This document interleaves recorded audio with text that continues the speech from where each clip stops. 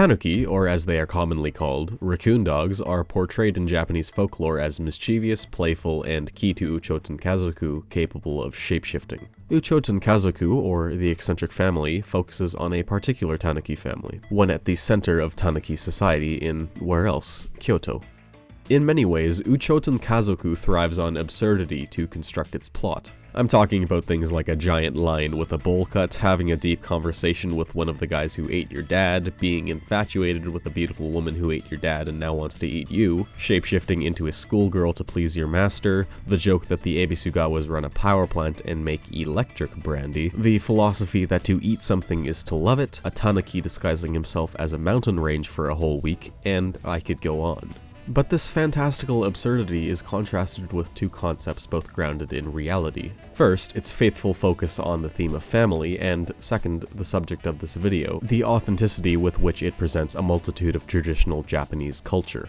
You can actually follow along with our main character Yasuburo as he travels throughout Kyoto using Google Maps, since pretty much all the locations portrayed exist in real life. Hell, I even found the memorable brick structure he sometimes runs past after a bit of searching. The bridge where Yasuburo and Yashiro encounter the Ebisugawa brothers is less than a block away, and, well, you can see here how accurately the show portrays it. Uchouten Kazoku wants you to know that these locations are real. The commercial bumpers in each episode are segmented maps of Kyoto, and they always show the area where Yasuburo currently is. On the triangular point of land where the Kamo and Takano rivers converge is Shimogamo Jinja, one of the oldest shrines in Japan and the namesake and home of our eccentric family. Most of the story unfolds in the area south of the shrine and near the banks of the newly joined river, now simply called Kamo. Slightly to the west of the river is the Kyoto Imperial Palace, which seated the Japanese emperor up until 1869. Speaking of emperors, Emperor Kanmu, who is mentioned fairly often during Yasuburo's opening monologues, was the guy who chose the little village of Heian as his new capital 1200 years ago, and its name now is, of course, Kyoto. Tanuki society in Uchouten Kazoku is meant to mirror the social traditions of classical Japan. True to the patriarchal hierarchy of the Japanese family, there's a strong conviction from the children of Shimogamo Soichiro to uphold his legacy, especially from the eldest son Yaichiro, to the point where his drive to claim his father's position basically defines him. It's a manifestation of our idiot blood, is the sardonic catchphrase of the four brothers, who each represent a facet of their father. There is a feeling of reverence for Soichiro throughout the series, and pretty much everyone who talks of him says nothing critical about him. But that doesn't stop Yasuburo from being satiric about his father, especially when he delivers one of my favorite lines of dialogue in the story.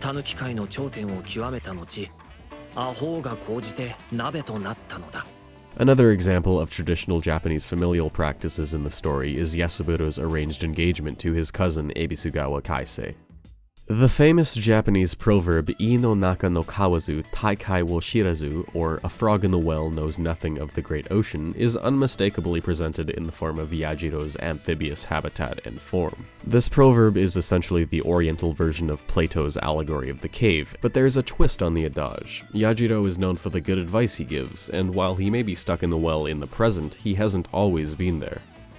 The main conflict in Uchouten Kazoku involves a sort of feud between the Shimogamo and Ebisugawa families. Now, as far as I could find, the name Ebisugawa comes from a street south of the Imperial Palace called Ebisugawa Dori, which is known for its traditional Japanese furniture. The Ebisugawa family's power plant and factory are across the river from this street. The furniture aspect isn't really translated into the Ebisugawas in the show, but what's interesting is that Shimogamo Jinja and Ebisugawa Dori are on essentially opposite sides of the palace from one another. There are many such contrasts between the two families. Kinkaku and Ginkaku, the hilariously stupid Ebisugawa brothers, are named after two famous Zen Buddhist temples in Kyoto, Kinkaku the Golden Pavilion and Ginkaku the Silver. On the other hand, the Shimogamo family lives in the Shinto shrine, Shimogamo Jinja. The Ebisugawas run a power plant and a Denkibran factory. The Shimogamos seem to have no prescribed profession. In a way, the Ebisugawas represent modernity, while the Shimogamo family more so personifies tradition. This is even seen in the disparity between the types of flying contraptions each family is riding in during Episode 4's Goes On Fire Festival. We see the Shimogamo family in a traditional Japanese tea house, and the Ebisugawas in their Western-style ship.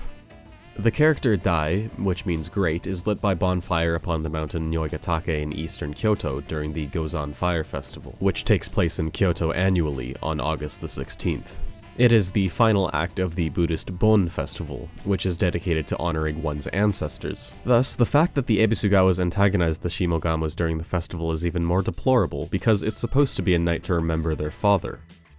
The Daruma is a funny-looking Japanese doll which is a talisman for good luck, longevity, and perseverance. When one sets a goal, they paint in one eye, and when they fulfill that goal, they paint in the other. In Uchouten Kazoku, these dolls appear in various places, including the series poster, Akadama-sensei's messy room, and the loft where Yasuburo transforms into one to hide from Benten. Akadama-sensei has multiple Daruma, but what's interesting is that his Daruma are shown either with both or neither eyes painted. This means he has no goals at the time of the story, other than perhaps spending time with Benten. The Daruma doll with neither eye painted represents his stagnation, but on the other hand, his completed Daruma shows that he is nonetheless worthy of respect. Akadama-sensei's real name is Nyoigatake Yakushibo. His family name is a reference to Nyoigatake, which I spoke about earlier. He is a Tengu, a mythical Japanese spirit with a long nose and bird-like attributes. Fittingly, the noses of Tengu in Uchouten Kazoku are all drawn very differently from those of tanuki or humans. In folklore, they are seen in a much more serious light than the tanuki, and this is translated into the story through how Akadama is highly feared and respected by the tanuki society of Kyoto. Tengu are said to carry folding fans which can stir up great winds.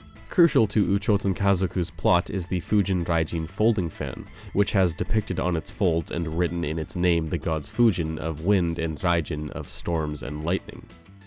The members of the Friday Fellows are named after the 7 Japanese gods of fortune, who are a pantheon said to bring wealth and prosperity to those who venerate them. Each member of the Friday Fellows exhibits an obvious trait that represents the god they are named for, but for the most part it seems that their names are simply a stylistic choice, with no intention of making the Fellows true personifications of the gods themselves. The beautifully dangerous Benten is paralleled with her namesake through gender alone for the most part, and does not live up to being the fortune-bringing musical water goddess that Benzaiten is in modern Japanese mythology. There is definite irony in naming the Friday Fellows after the 7 lucky gods. They bring nothing but fear to Tanuki society, contrary to their benevolent namesakes. Human conceit is also shown through these names. The Fellows obviously know they are equating themselves with gods, and that displays their inherent belief in humanity's superiority, even if they are just an eccentric dinner club in reality. There is so much to appreciate within Uchouten Kazoku, and while I did do quite a bit of research for this video, and not every piece of information I found made it into the final script, there is bound to be a multitude of points that I missed. So if you haven't already, go watch Uchouten Kazoku and let me know if you find anything new. Perhaps eventually we can answer the greatest question of them all. Why do everyone's ears in this show look like they were drawn by a 4-year-old? So, if you don't know already, I'm participating in a podcast now with the internet hacks over at Pause and Select, along with other talented anime YouTubers such as Hyper Anime Reviews, Roger Smith 2004, and Michi Tippy Anime. Also, look at these awesome One Punch Man stickers I got from Cliven.z on Instagram. They're pretty damn cool, so you should go buy some of her stuff too, or just admire her wonderful artwork. Links to all this stuff are of course down in the description. Anyways, thank you so much for watching this video. I'm guessing I'll have another one out at the start of April because I do want to talk about Erased around the time it finishes airing. Alright, have a fantastic day guys, and see you next time.